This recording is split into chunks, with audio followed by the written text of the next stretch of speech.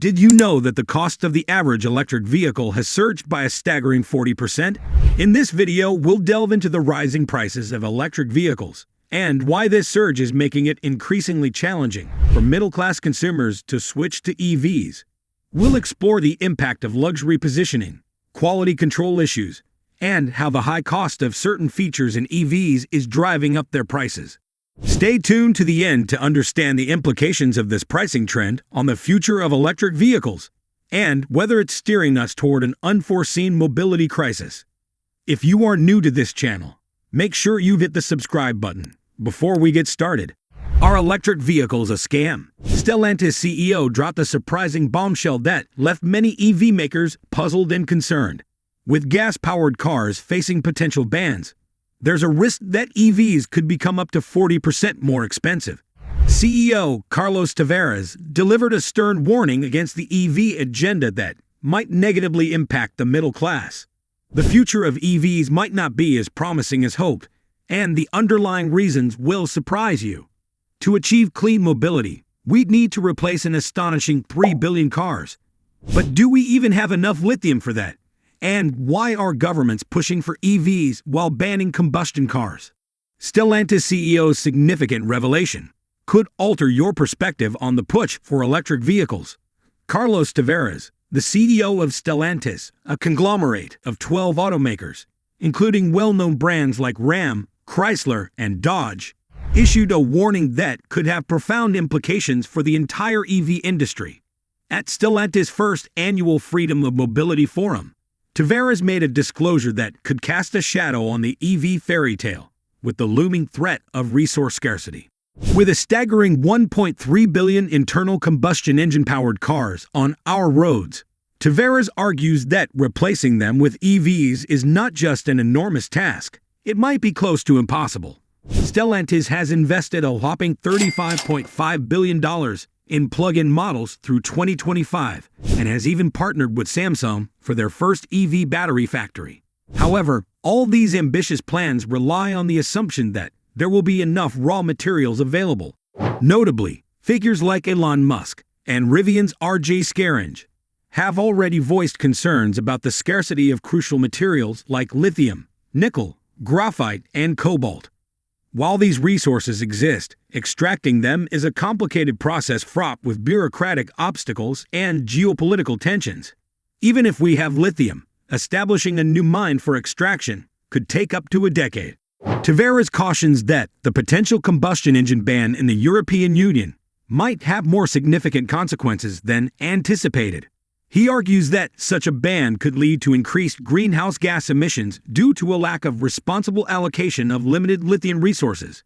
Germany, in response, voted against the combustion ban, emphasizing the need to consider future green fuels. If Europe and certain U.S. states enact bans on combustion engines, EVs, which are already 40% more expensive than their internal combustion counterparts, could become even costlier. The CEO of Mercedes-Benz echoes this concern, stating that increasing EV production without improving the supply chain could drive up prices. So, what are the alternatives? Tavares suggests mandating a minimum of 30 to 50 miles of zero-emission range for every new vehicle, which could be a more affordable and efficient solution, especially given that most trips are under 30 miles. Tavares, known for his candid style, emphasized that we have work to do on range. To eliminate range anxiety, EVs need to achieve a 400-mile range on a single charge. But the CEO didn't stop there. He revealed another piece of information that could have a significant impact on the middle class. Tavares disclosed that the production cost for electric vehicles a whopping 40% higher than those of internal combustion cars. What makes this revelation even more concerning is his subsequent acknowledgement. We can't just pass these costs on to consumers because that would mean losing half of our customer base. Essentially, Tavares is cautioning that the idea of affordable electric vehicles for the average consumer might be an illusion, a pipe dream, a potential issue that could disrupt middle-class aspirations. Tavares also took a critical look at the way of EVs, adding another layer of complexity to the already challenging situation. He noted that achieving a reasonable 400 miles of range would add 1,000 pounds of weight compared to a similar internal combustion vehicle, which is not sustainable, while acknowledging that regulations essentially dictate sell EVs or you die. Tavares proposed an alternative that could rapidly reduce carbon dioxide emissions by 50%. According to him, replacing cars that are 15 years or older with modern equivalents, possibly with mild hybrid technology, could offer a more practical and cost-effective solution. Stellantis' CEO has also become a vocal critic of what he perceives as the politicization of climate change policies. He cautioned against using these policies as a weapon to regain competitiveness in a global trade context, where countries like the United States and China provide substantial subsidies to promote clean technologies and electric vehicles.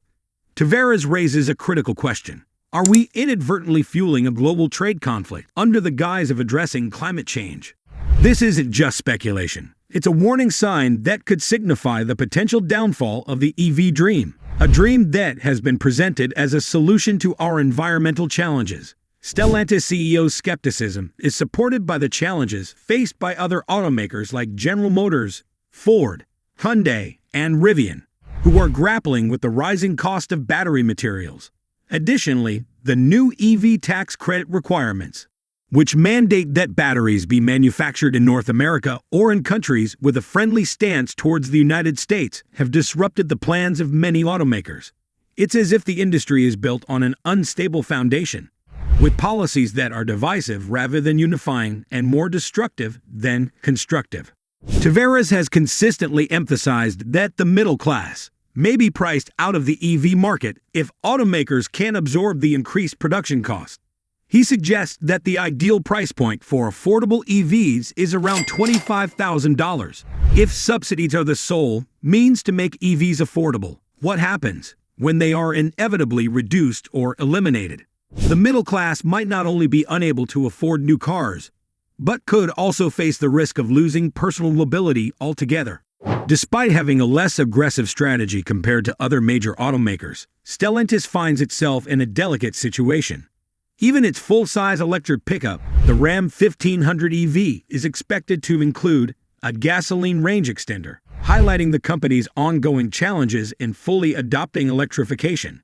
While the average cost of an EV battery has dropped by 80%, the typical starting price of EVs has remained relatively high. Jeep, a brand known for its rugged off-road vehicles, hasn't been exempt from these market shifts. Despite its commitment to electrification, as evidenced by the Wrangler and Grand Cherokee 4xe plug-in hybrids, Jeep has been struggling with declining sales and a somewhat tarnished brand image. Sales for Jeep took a significant hit, down nearly 20% in the first quarter of 2023, and Ram truck sales followed suit with a 17% decline. One of the primary factors contributing to Jeep's sales decline is the substantial increase in vehicle pricing. Back in 2015, a Jeep Wrangler would cost approximately $35,000 to $38,000. Fast forward to 2023, and the same vehicle with a manual transmission carries a staggering price tag of $52,000. This surge in pricing isn't solely due to inflation or supply chain issues. It's actually a strategic decision by Stellantis CEO Carlos Tavares to position Jeep as a luxury brand. Dealers have been permitted to impose substantial markups, sometimes amounting to thousands of dollars, further distancing the middle-class consumer base that once considered Jeep accessible and appealing. The luxury positioning approach appears to be having unintended consequences for Jeep, particularly when the brand is also grappling with quality control issues. Recent recalls related to fire risks and safety concerns have tarnished the brand's reputation. Additionally, the luxury and performance features that are increasingly standard in EVs also contribute to their high cost. For instance, the electric Ford F-150 Lightning starts at about $56,000, which is significantly higher than its gas-powered counterpart. This pricing trend isn't limited to newcomers like Tesla or Rivian. Even traditional automakers are pricing their EV models at a premium, making it difficult for middle-class consumers to transition to electric vehicles. It's high time that brands grasp what consumers genuinely desire and refrain from pricing their cars in such a manner while equipping them with impractical features that are scarcely utilized. As we grapple with these revelations, several unsettling loom large. If the production costs of EVs are indeed 40% higher than internal combustion vehicles, and if these costs can't be transferred to consumers without losing a substantial portion of the customer base, then what lies ahead for the future of electric vehicles? Are we on the verge of a mobility crisis that could lead to the middle class being priced out of personal transportation? Most worrisome of all, are we headed towards a future where the very policies intended to benefit the environment end up causing more harm than good? The clock is ticking, and the answers to these questions could significantly shape our collective future. Where do you stand in this battle between electric and internal combustion engines? Share your thoughts in the comments below. And while you're at it, don't forget to hit that like button and subscribe to our channel for more content.